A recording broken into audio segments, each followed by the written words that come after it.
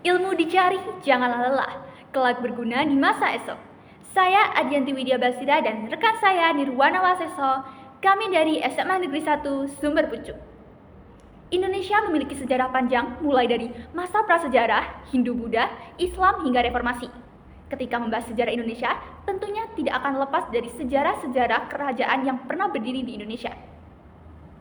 Salah satunya adalah Kerajaan Kanjuruhan yang berdiri di Jawa Timur. Kerajaan Kanjuruhan merupakan kerajaan pertama yang berdiri di Jawa Timur. Kanjuruhan dikenal melalui prasasti Tinoyo pada abad ke-8 Masehi.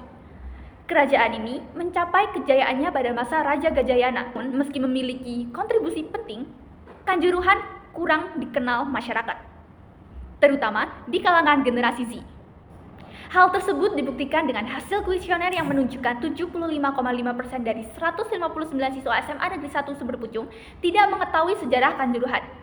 Berdasarkan hal tersebut, peneliti melakukan penelitian dengan judul "Ada Apa Dengan Gajayana?" AADG menggali kembali jejak sejarah Kerajaan Kanjuruhan untuk generasi Z. Dengan fokus pada penelitian untuk menjawab 3 permasalahan yang ada. 3 permasalahan tersebut yakni 1. Mengapa Kanjuruhan kurang populer di kalangan siswa? Yang kedua adalah mengapa banyak siswa yang tidak mengetahui sejarah dari Kerajaan Kanjuruhan? Dan yang terakhir adalah permasalahan mengenai mengapa nama Gajayana lebih dikenal sebagai tempat dan bukan tokoh sejarah. Oleh karena itu, peneliti melakukan penelitian yang dilakukan di SMA Negeri 1 Sumber Pucuk. Untuk menjawab permasalahan tersebut, peneliti memulai penelitian dengan metodologi penelitian. Metode penelitian ini menggunakan jenis penelitian studi literatur kepustakaan dan metode kualitatif. Studi literatur mengumpulkan dan mengompilasi penelitian terdahulu untuk menarik kesimpulan menurut Hartanto 2020.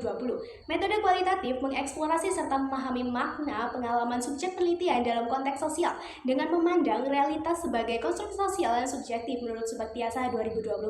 Sumber data. Data literatur diperoleh dari buku, jurnal, dan artikel terkait sejarah Kerajaan Kanjuruhan. Data kuantitatif diperoleh melalui wawancara dengan siswa-siswa SMA Negeri 1 Sumber Pucuk Agustus 2025. Responnya dipilih secara acak dari hasil kuesioner.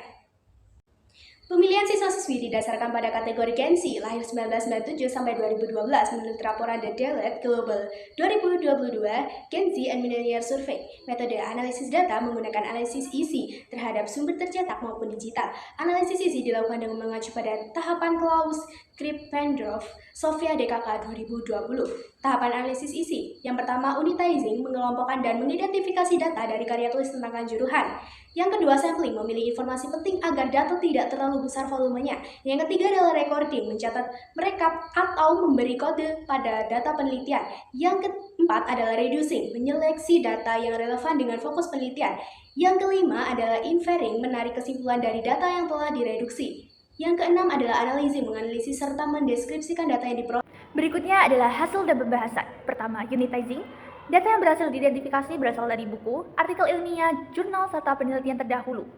Fokus pengambilan data diarahkan pada sejarah keberadaan Kerajaan Kanjuruhan sebagai salah satu kerajaan tertua di Jawa Timur, keberhasilan Raja Gajayana dalam memerintah, serta sumber sejarah Kerajaan Kanjuruhan. Berikutnya adalah sampling. Dari sekian banyak sumber, hanya data yang relevan dengan rumusan masalah yang dipilih.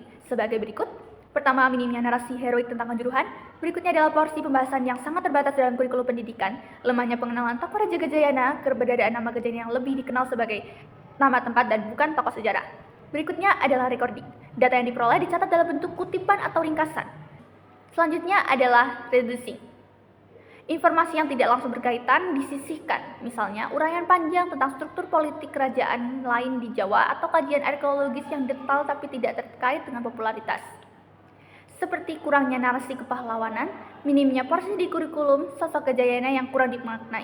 Berikutnya adalah inferring. Berdasarkan reduksi, dapat ditarik kesimpulan sementara bahwa kurang dikenalnya Kanjuruhan disebabkan oleh tidak adanya popularisasi atau penyampaian narasi yang kuat, kurangnya perhatian dalam kurikulum, identitas Gajayana yang hanya dikenal sebatas nama tempat.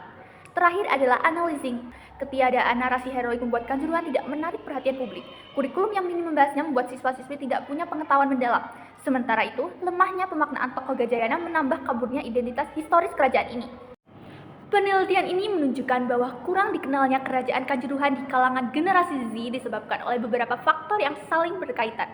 Tidak adanya narasi heroik yang menonjol membuat Kanjuruhan sulit diingat dibanding kerajaan besar lain. Kurikulum pendidikan formal juga hanya menyinggung Kanjuruhan secara sepintas sehingga siswa tidak mendapat pemahaman yang cukup. Selain itu, tokoh Raja Gajayana lebih sering dipahami sebagai nama fasilitas umum tanpa penjelasan dalam tentang perannya dalam sejarah. Saran untuk penelitian berikutnya ialah penelitian selanjutnya dapat berfokus pada strategi atau metode untuk menjadikan sejarah kerajaan Kanjuruhan lebih dikenal di kalangan siswa-siswi, misalnya melalui media pembelajaran yang menarik, konten edukatif digital, atau integrasi cerita sejarah dalam kegiatan. Penelitian selanjutnya dapat menggali lebih dalam sumber-sumber primer maupun sekunder yang berkaitan dengan kerajaan Kanjuruhan agar diperoleh gambaran sejarah lebih utuh dan populer di kalangan generasi muda.